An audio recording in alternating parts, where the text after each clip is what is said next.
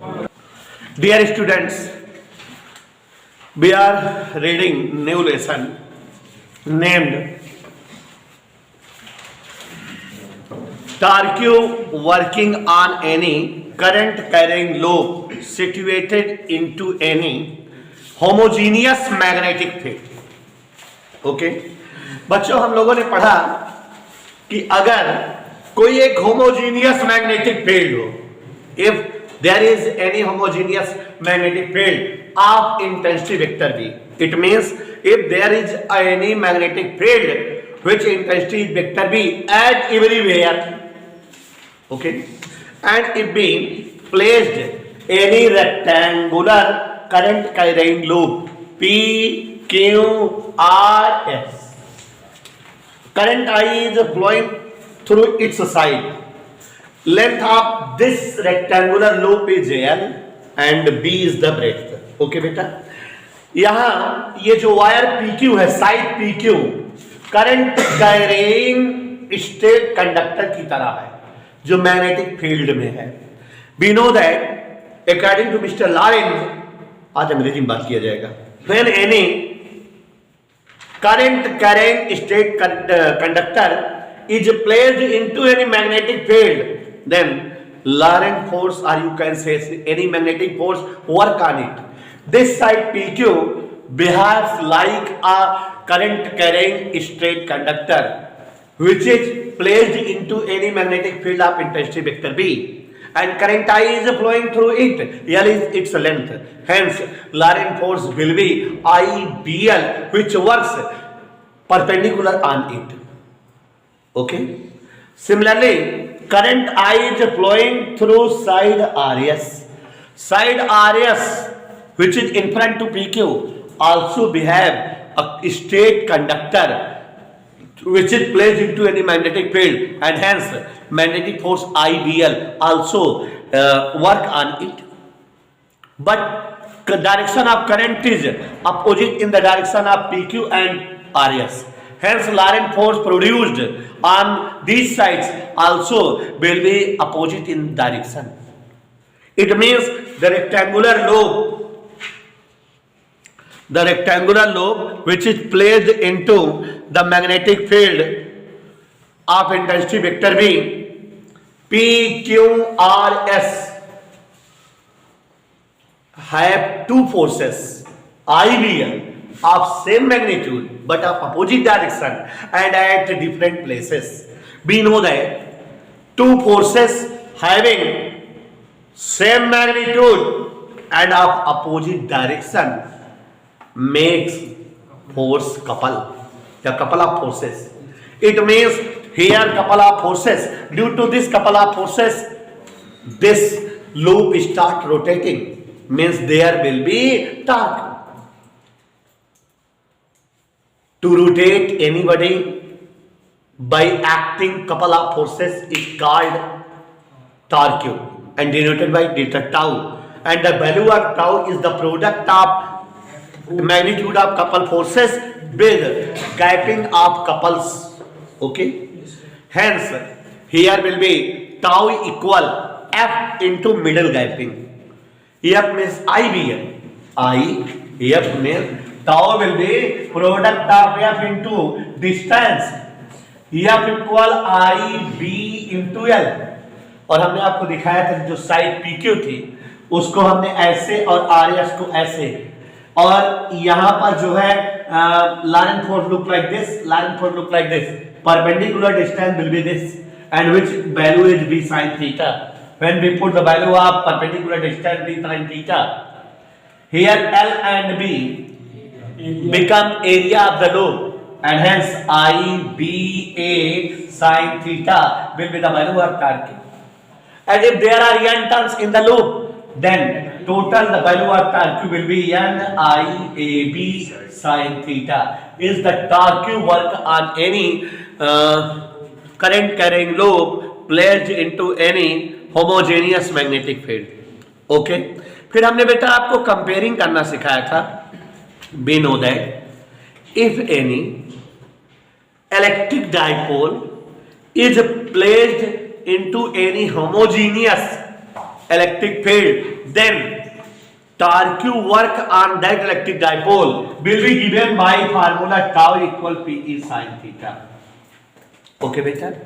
Here what is tau? Tau is the torque working on any electric dipole which is situated into any homogeneous electric field. Here P is the moment of electric dipole. Okay, and E intensity of electric field, sin theta direction. Compare these two equations. It is the formula for torque, also it is the formula for torque. Here sin theta shows direction, sin theta shows direction. B is only for intensity of electric field and E is only for intensity of electric field. सारे terms, each terms are same. Hence, comparing, if P is moment of dipole, electric dipole, then NIA will be moment of magnetic dipole. Okay? हमने आपको बताया था कि all the magnets of the world contain two poles, north and south. Hence, each magnet, or you can say current carrying straight wire, current carrying solid wire, current carrying toroid, current carrying circular loop, current carrying loop behaves like a magnetic dipole because each have two poles, north and south.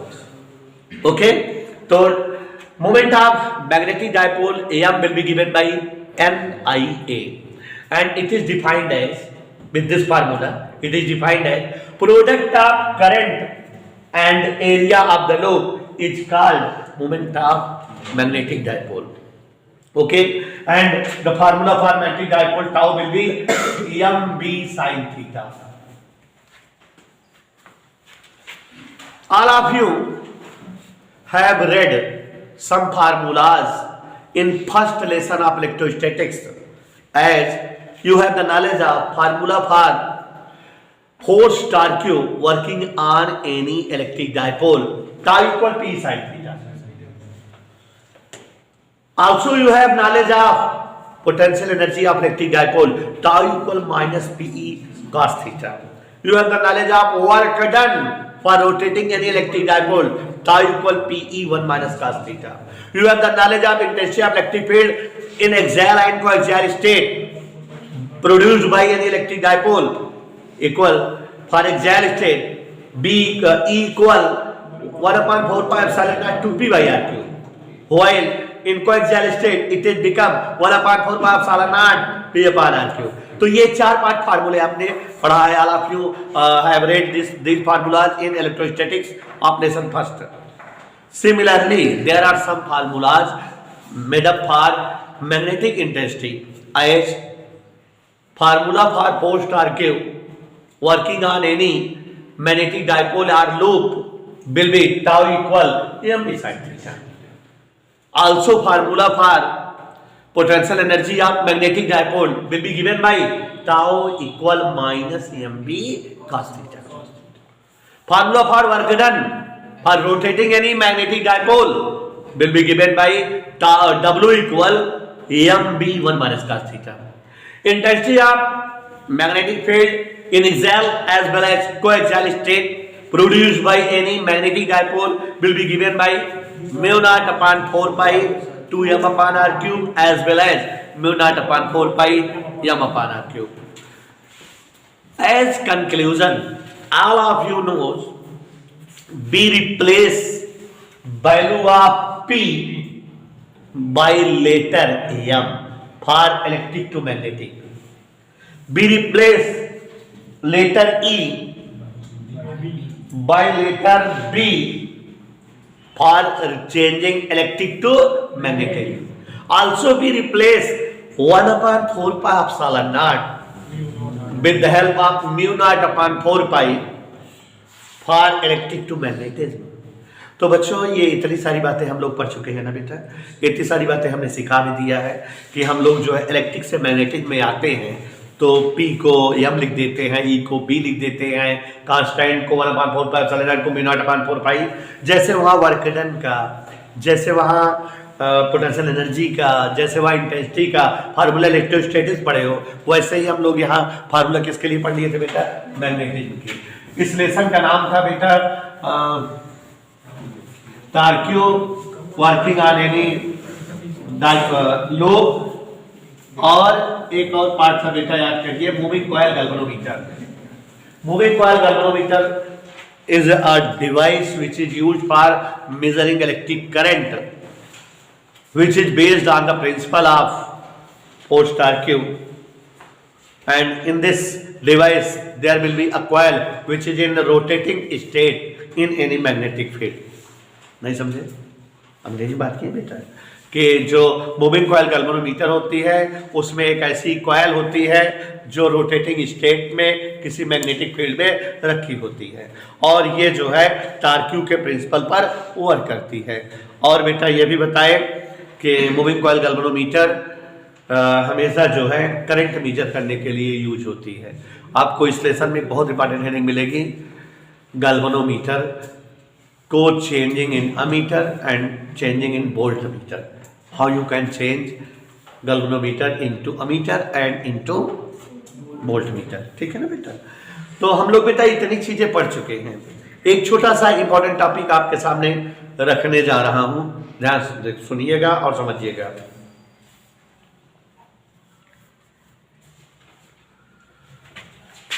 Moment of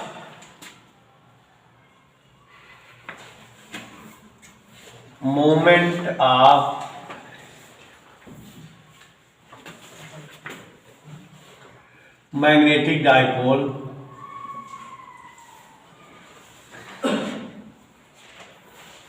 all of you listen, it is most important heading। ये heading बेटा पिछले 2 सालों से जुड़ी हुई है book में, इसलिए इंपॉर्टेंट है, और इसी के साथ ये चैप्टर समाप्त हो जाएगा। हेडिंग बता दे, दूसरा चैप्टर माने इस चैप्टर का दूसरा पार्ट स्टार्ट हो जाएगा, मूविंग कॉइल गैल्वेनोमीटर। ठीक बेटा? Moment of magnetic dipole for any electron revolving around nucleus of any atom। Heading समझ में आ जाती बेटा? नहीं समझ में? सभी लोग ध्यान दीजिएगा, क्या लिखा हुआ है तो हेडिंग समझाएंगे। Moment of magnetic dipole, moment of magnetic dipole for any electron revolving around nucleus into any atom. कोई एटम है, उसके भीतर इलेक्ट्रॉन चाचा रिवॉल्यूशन कर रहे हैं न्यूक्लियस के अराउंड। रिवॉल्यूशन मतलब बेटा परिक्रमण, चारों ओर चल रहे हैं, और उस इलेक्ट्रॉन का हमें मैग्नेटिक डाइपोल मूवमेंट निकालना, माने एम बताना है उसका। Movement of magnetic dipole is denoted by M, और movement of electric dipole is denoted by T. समझ में आया बेटा? हेडिंग समझ में आया? We have to find out, बहुत बेकार आदमी वासे, बहुत इंपॉर्टेंट हेडिंग है, इसको सोचते हुए देख रहे हैं। It is most important heading for your board exam. ठीक है, तो देखिए जरा, जो हेडिंग बताते जाया करें इंपॉर्टेंट वगैरह उसको लिख लिया करिए। 5 नंबर की इंपॉर्टेंट हेडिंग है बेटा। डेरिवेशन है छोटा सा, अभी इसके पहले जो पढ़ाया है वो सब बकवास है। जो कल डेरिवेशन कराए थे tau equal N I A B समझ थीटा, वो इंपॉर्टेंट है, दूसरा ये पूरे रिलेशन है। चलिए ध्यान दीजिएगा जरा सिद्धांत Tiwari. Moment of magnetic dipole for any electron revolving around nucleus of any atom. मतलब बेटा कोई एटम है, उसमें चाचा इलेक्ट्रॉन है, रिवॉल्यूशन कर रहे हैं न्यूक्लियस के अराउंड, और उनका मोमेंट ऑफ इलेक्ट्रिक डाइपोल निकालना है। ठीक है बेटा? Let look here, let it is a nucleus of any atom. Let it is a nucleus of any atom, and at a distance r any electron is revolving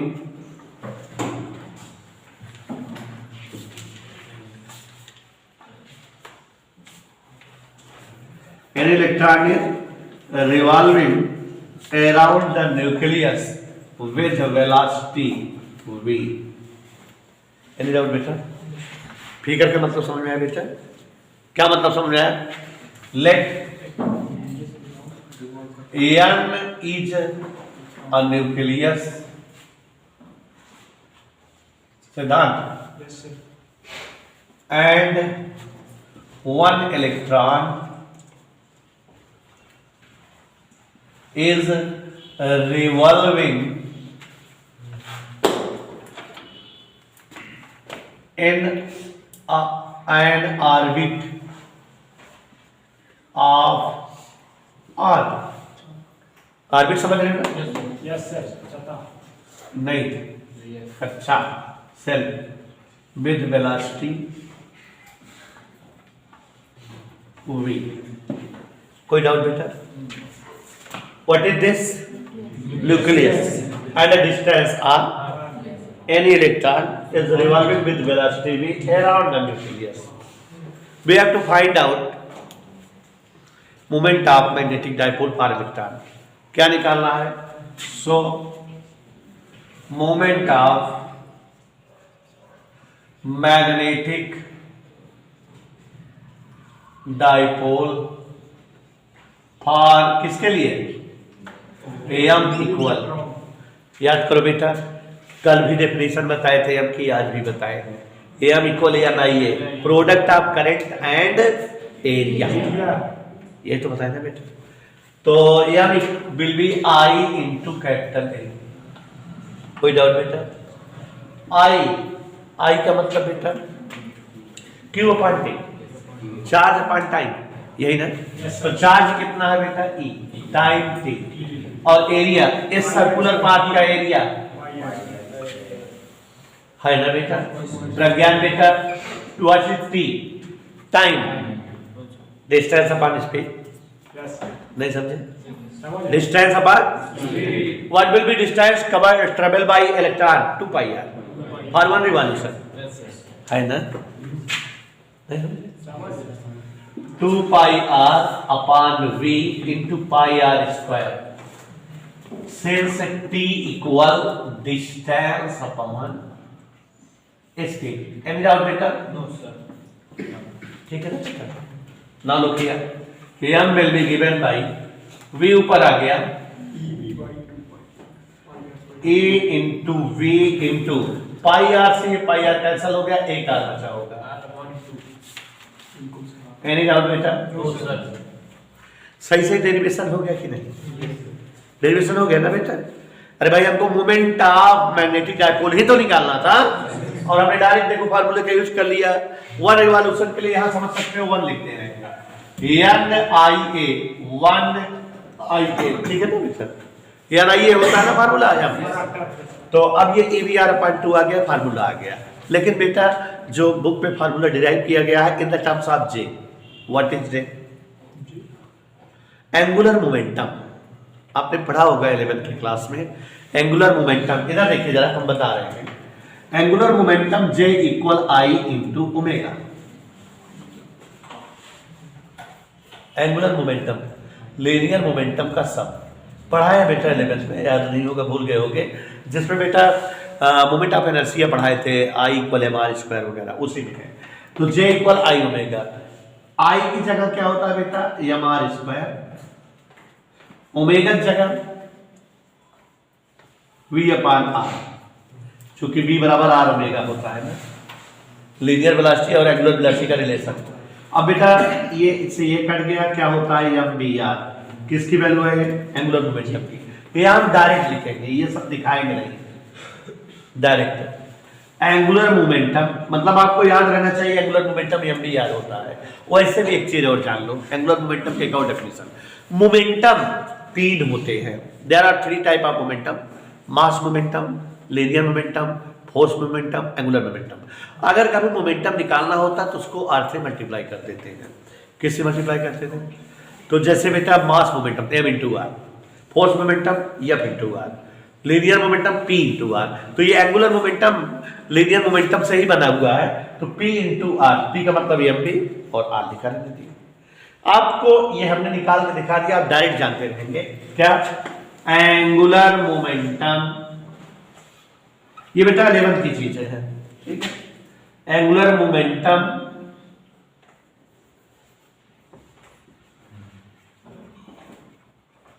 for electron J will be given by MVR. Any doubt? दोनों divide कर दो बेटा, M by J divide करो बेटा, VR cut गया, A upon 2A. This is the relation for your heading. ये जो है हमारा डेरिवेशन हो गया. तब तो नहीं बेटा, तो ये चीजें नहीं लिख दी है बेटा, और इसी साथ चैप्टर समाप्त हो गया बेटा. अब हम लोग जो है मूविंग कॉइल गैल्वेनोमीटर आपको बताएंगे बेटा. There are two type of moving coil galvanometer. दोनों मूविंग कॉइल गैल्वेनोमीटर का ध्यान सुनो.